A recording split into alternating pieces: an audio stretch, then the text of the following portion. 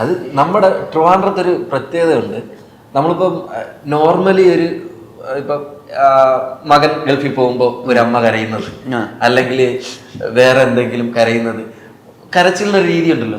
മരണ വീട്ടിൽ അവിടെ കരച്ചിലിന് വേറെ താളം, ഒരു മീറ്റർ ഉണ്ട്.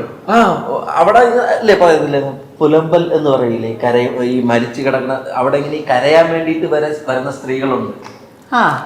ആംബിയൻസ് ഉണ്ടാക്കാൻ.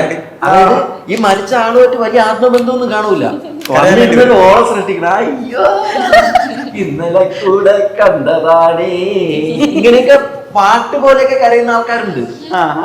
അതുകൊണ്ട് മരണവീടിന് ഒരു ആംബിയൻസ് ഉണ്ട്.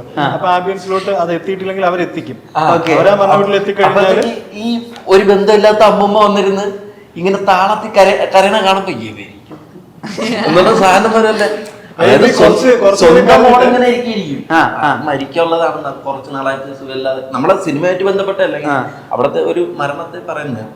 അവിടെ ഒരു അമ്മമ്മ മരിച്ച്, പ്രായമായ അമ്മമ്മ. അത് അവരെല്ലാവരും മരിക്കുമെന്ന് തന്നെ അറിയാം. ആദ്യം കുറച്ച് കരയും, പിന്നെ ബാക്കിയില്ലാതെ ഇങ്ങനെ ഇരിക്കുമ്പോ ഒരു ബന്ധമില്ലാത്തൊരു അമ്മമ്മ ഈ ബോഡി എടുക്കണ സമയത്ത് ഒരു ഹൈ പിച്ച് ഉണ്ട്. ആ പോകുമ്പോഴത്തേക്ക് എപ്പോഴേ വെള്ളം എവിടെ ഇരിക്കണം, ആ മൂടി പിടിച്ചങ്ങ് പോവും. നമുക്കത് കാണുമ്പോ ചിരി വരും, പക്ഷെ ചിരിക്കാൻ പറ്റൂലല്ലോ.